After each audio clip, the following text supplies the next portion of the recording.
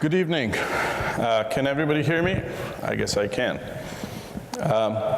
It's day one of the International Supercomputing Conference here in Leipzig.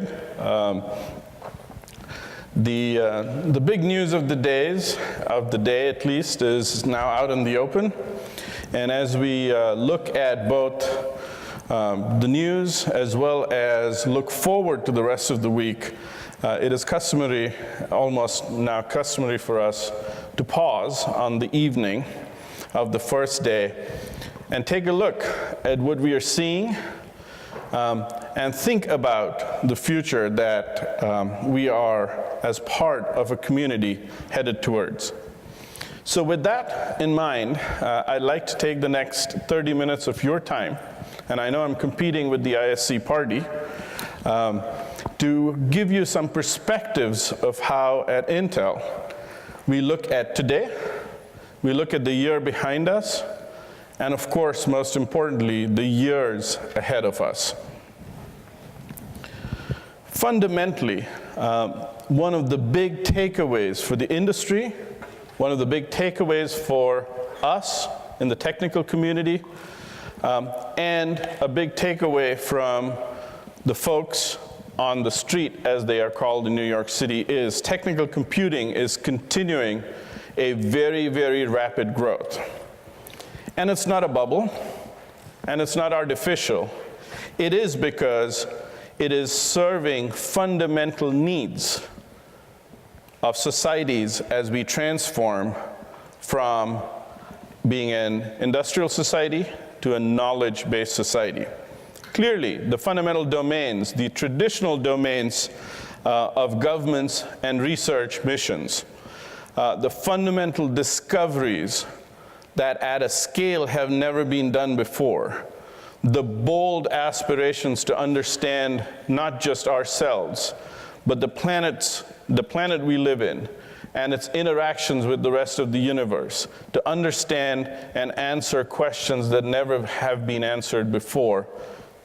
That pursuit is alive and well.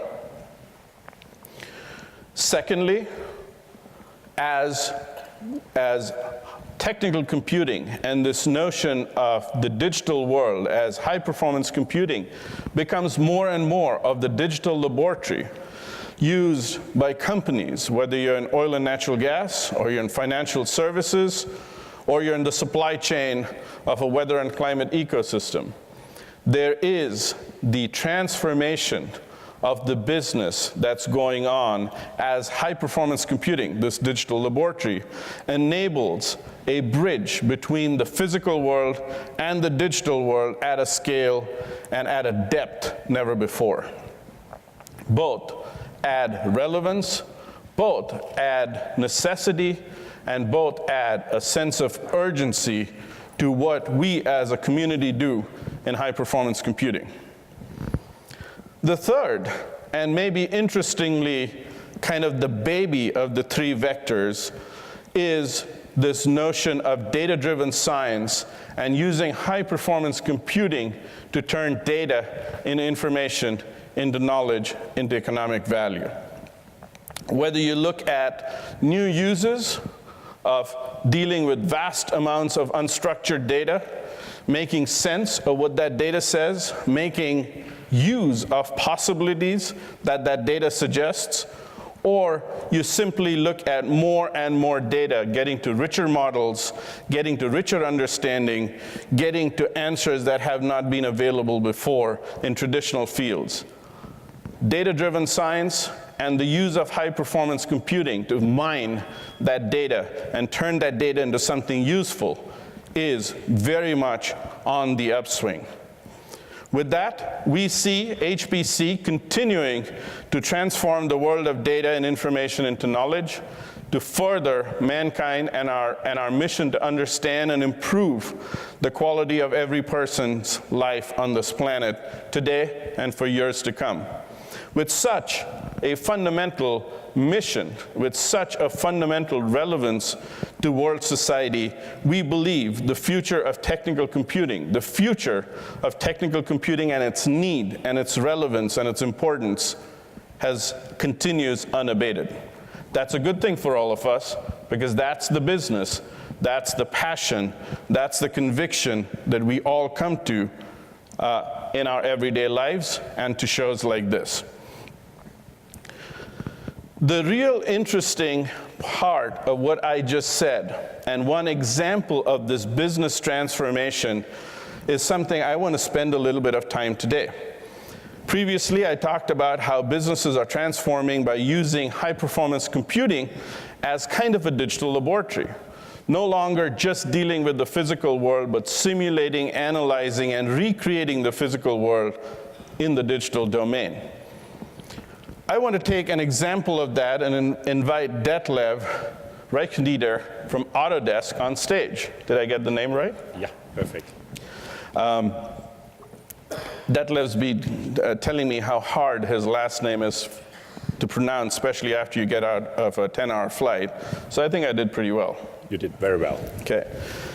What I want to have a conversation with Detlev on is how Autodesk views this notion of HPC as a digital laboratory, and how it has completely revolutionized the use of high-performance computing to fundamentally change the way automobiles are designed.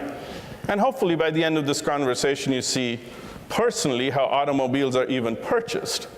So tell me, Detlev, what is this excitement around this whole notion of vision to reality and designing without prototypes? Well, first of all, if you think about a car and car design, it's all about huge data. It's data incentive, computationally incentive. Every part has a representation which is digitally a complex model. And a car company like Audi, they want to understand, they need to understand how this all fits together, how it behaves, how it will operate from a perspective of the mechanical performance as well as aerodynamics, or from the look and feel. And this is a very interesting, quite new notion about how to get the realistic answer on the look and feel on the car. And Audi is using our software for a while, mainly to design the components, to design the cars, running, by the way, on your Exascale processors. And I understand people can go and see it in the show floor as well. Right. You can see this amazing car down in the show floor, and you see it in reality, and you see it in the virtual world. And you can hardly tell the difference. You can hardly tell the difference. What I'm always saying is that visualization is not only about pretty pictures. There's a good chunk of the business about pretty pictures, commercials. But visualization is about catching issues earlier in the process without the need of a physical prototype. Which means that a car company like Audi, they can build the car in the virtual world, explore all variants, all alternatives, see if the perceived quality like the shadows, the reflection, the refraction is working exactly how it was designed, if things like the panel gaps are correctly, if you don't look through a panel. All those details with all variants can be done with a saving of weeks and millions by just cutting a physical prototype out of the process. Very good. So I'm sure this dream existed for years, but now it's made possible and we see it for reality. What made that possible? What made it possible is the development in the technology you delivered. So if you think about back a few years, then supercomputing, cluster computing was extremely expensive. Today we have solutions which can scale. That's the interesting piece. The same software, the same setup can be used on a workstation. Mm-hmm. You will use it on a smaller scale, a smaller assembly, if you don't have the need exactly for real time, because that's the key, having a real-time interaction with the car. Then you might want to work on the workstation. If you have the board in front of you, and the guys want to see the car from the other direction, they want to change the color, can I have this variant, can I have this color trim? Then you have to react immediately. And with the use of a cluster, you can scale it up from the workstation level to really real-time ray tracing of an entire car, with all components in. And you can see it down in the show floor. Let you show the exploded car. It's amazing what the quality is. Amazing. I had a chance to see the demo a little bit earlier today. And frankly, I couldn't tell what was video and what was computer generated. One of your colleagues told me a story, by the way. I was a visitor today, and he said, so what's with that picture? What's the difference between the car and the picture? It's a picture. And then the guy turned and said, oh, now I got it. It's not a picture. Yes, and so we are very excited, and we assume that as we continue to build compute capability, as we add features for programmability, that these cars will not only spring to life, but maybe give me the feel someday of sitting in them, even though I'm not anywhere near one. Well, this is the future, honestly, but the future starts right now. We see that the buying behavior of the customers is changing. A few years ago, it was an on-site research and an on-site purchase. So they went from one dealer to the other, then they went home with the prospect, with the brochures, and they thought about which car would I like to buy. Nowadays, customers doing an online research and then an on-site purchase. And now with modern ways of doing car configurators where you can see the car, you turn the car as a customer. You cannot sit in, not yet. Maybe it is coming later with the modern Googles and all this kind of stuff. But even today, you can explore as a customer the car and almost that reality as you can see it on the show floor, which gives you a completely different experience as a customer. I agree. I was very excited, and I'd invite all of you to come see it and test for yourself. It's almost like Ripley's Believe It or Not. You do have one challenge, though, Detlef. Which one? To get to your final vision of bridging the physical and the digital world. You have to work on smell. Oh, the smelling car. Because everybody still wants their new car smell. There's one more thing left. The haptic. You cannot touch it. You cannot touch a virtual car. I agree. Smell So and touch and smell. That's next. Thank you very much. Thank you.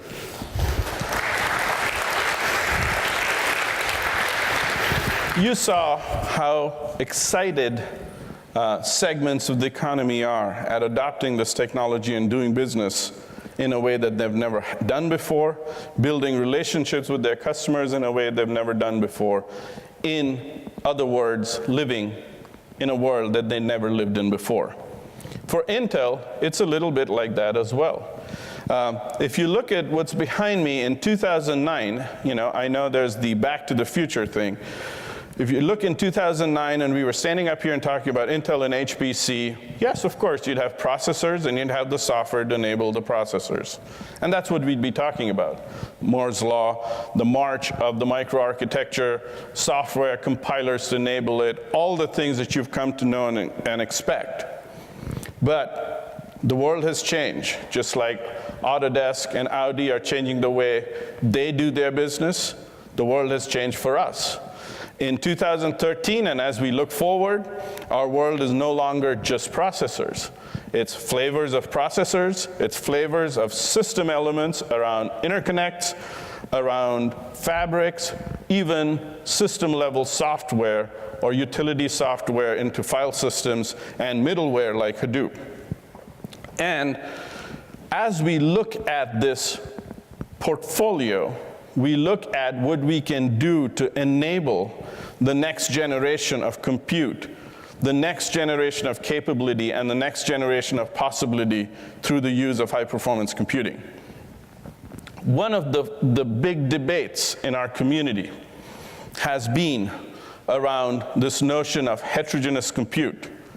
One of the foil here behind me shows a recent IDC survey which clearly shows heterogeneity and the use of heterogeneous computing, this notion of actually building things to match Amdahl's law, is no longer just a hypothesis, it's a certainty. But the debate has been around, the resistance has been around to the fact that it was hard. It was hard to do it, it was hard to learn it, and it was hard to continue to invest in it. Our view is it does not have to be hard.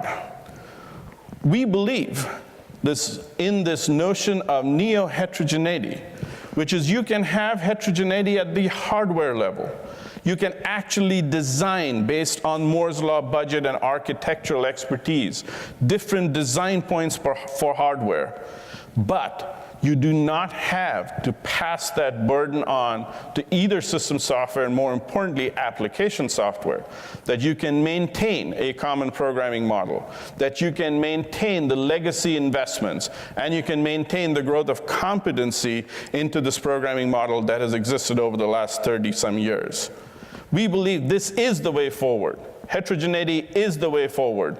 There's the right way and the wrong way. For us, the right way is in which the benefits of heterogeneity are delivered in performance per watt, but the burdens of heterogeneity are not delivered. The burdens of heterogeneity around lack of productivity, around portability of code, around code rewrite, around finding talent to write code is not made front and center of the user's problem. If you look at what I just said, if you hear me out, you can say, oh, well, but that's just an Intel guy talking.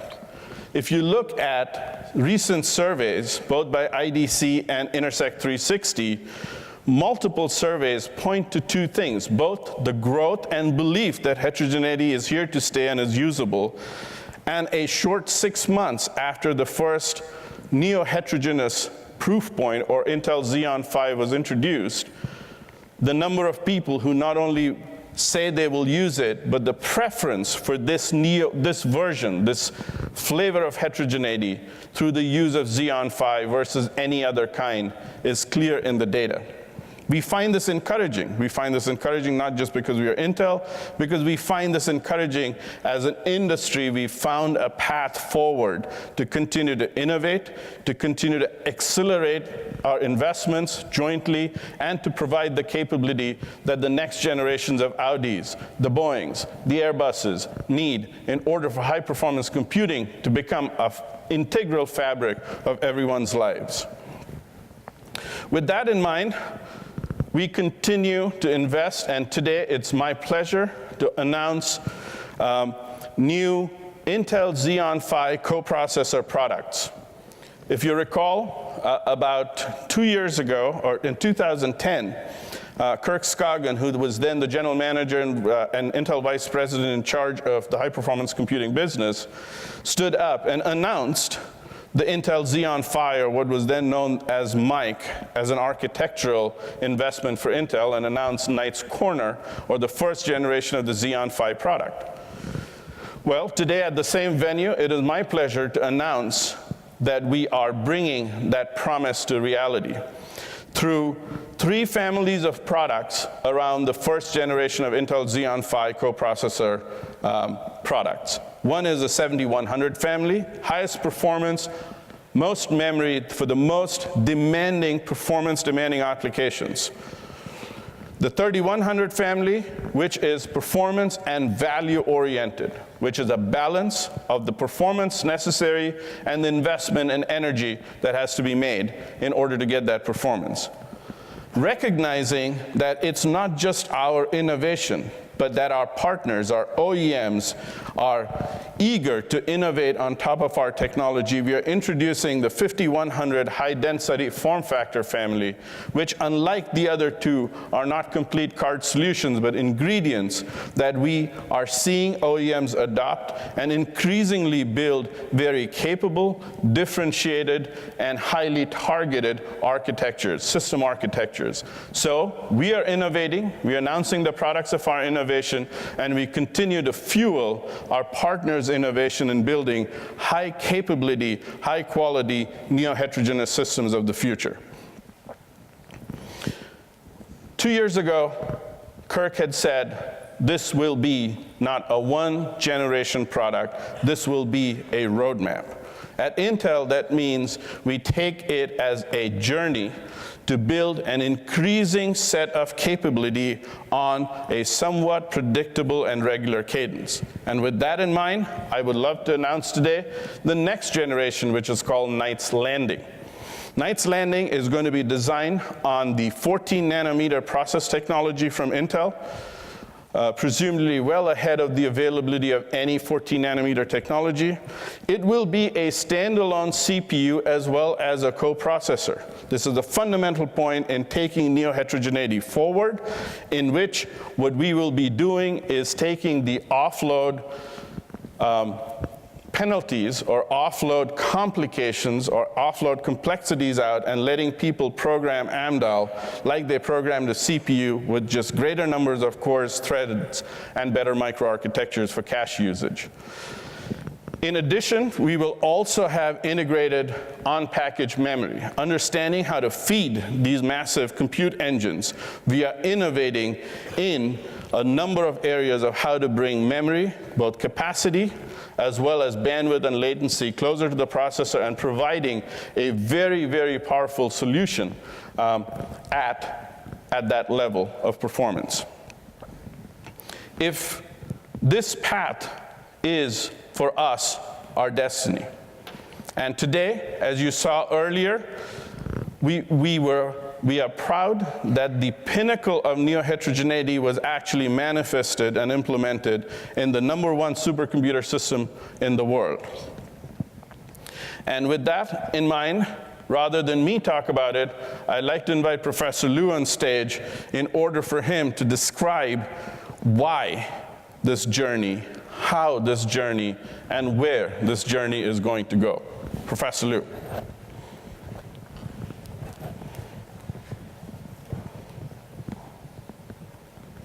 What's wrong with the mic? Can you hear me? Okay. I think the target of our university is to finish to constructing 100 petaflop system in 2015. And we will construct this massive system with a truly neo-heterogeneous structure. Because we believe that the ease of programming and debugging is it can meet the requirements of our users, what they need. So we will use the neo-heterostructures to build our future system. That's our target. Very good. So as impressive as the system is, I think one of the things that's equally, if not more impressive, is how quickly the system came together, was stabilized and running to be able to not only feature on the top 500, but start deriving value to its researchers as well. Can you say a little bit about that? Of course. We got the first blade based on Intel's Ivy Bridge processor. I remember the time is April 15th. And we rapidly integrated the racks into a whole system. And with hard working day and night with my colleagues, we got our first HPL results on May 15th. And then we spent a few weeks tweaking the last level of performance out of the system to achieve our last HPL results.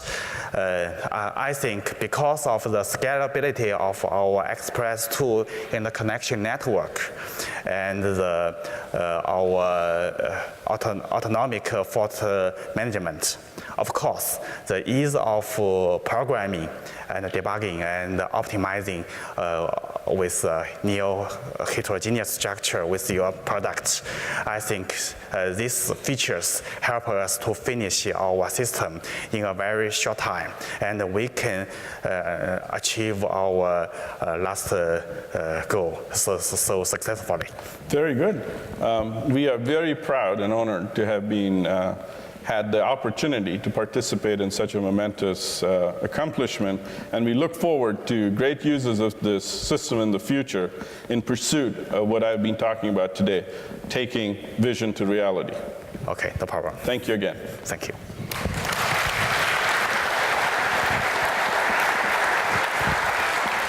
In the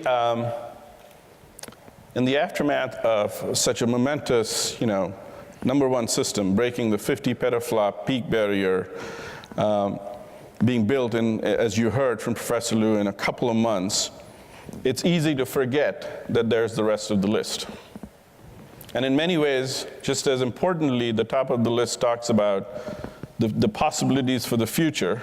The rest of the list talks about the value to now in many ways. For us, and with the help of our partners and customers, this list has been a tremendous, tremendous exposition of the value of Intel's technology. I have certain graphs. I will not bore you with them, but I will call out the highlights. 403 out of the 500 systems on the top 500, 81% choose Intel as their fundamental technology. Perhaps more importantly, and as a sign of where people are investing today, 174 of the 177 new systems that appeared on this list run on Intel. And as I was just talking about this notion of heterogeneity and neo-heterogeneity starting to settle out and the industry seeing a direction, what we've seen on this list is that the total Rmax of Intel Xeon Phi has exceeded the delivered Rmax of all other kinds of accelerators and coprocessors put together.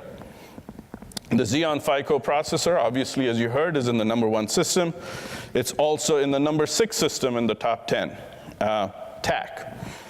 The Xeon processor is 98% of new listings that are based on Intel.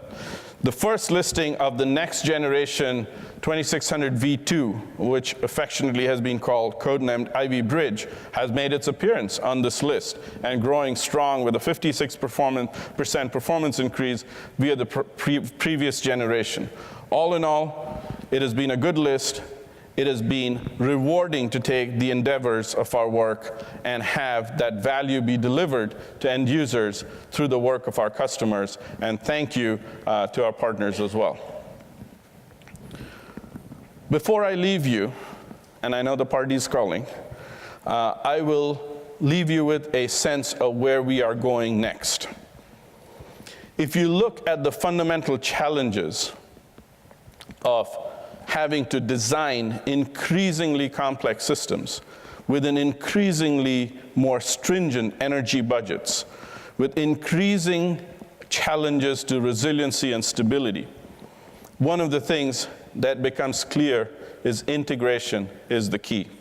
Integration lowers power, adds performance benefits, lowers cost, allows unprecedented levels of density, and it has been the way, it's nothing new, it has been the way our industry has worked for the last 20 years. On the left of this chart is everything that is today integrated and almost forgotten that they started life as discrete elements, some even a short 2 years ago. As we look forward, we continue to work to bring unprecedented levels of integration into system architectures that increasingly take us from where we are today to the challenges of Exascale. Whether it's fabric, whether it's storage, whether it's memory, whether it's switching, whether it's combining some of the hierarchies around memory and I/O. It is these innovations driven on the backs of a very powerful transistor budget and transistor capability that we think is the fundamental path forward. So in closing, our mission is to work alongside our partners and deliver for our customers the transformation of information and data into knowledge. We do this because, of course, it is our business. But we do this because we have a higher calling. We believe, as our corporate mission says, it is our goal by the end of the decade to touch the lives of every person on this planet, to enrich it in some way or the other, either through the pursuit of knowledge, the solution to grand challenges, economic advancement, as well as competency building. And we believe that with the unprecedented rate of innovation that we are investing in, that we continue to partner with in the industry, as well as government agencies around the world, that we collectively will get to Exascale. I know there has been lots of debate, there's been lots of pessimism, and some interesting statements made about both need and viability of Exascale. Working together, putting our collective innovations into place, and driving hard, we are confident of that mission. We are confident we will collectively get there. Thank you.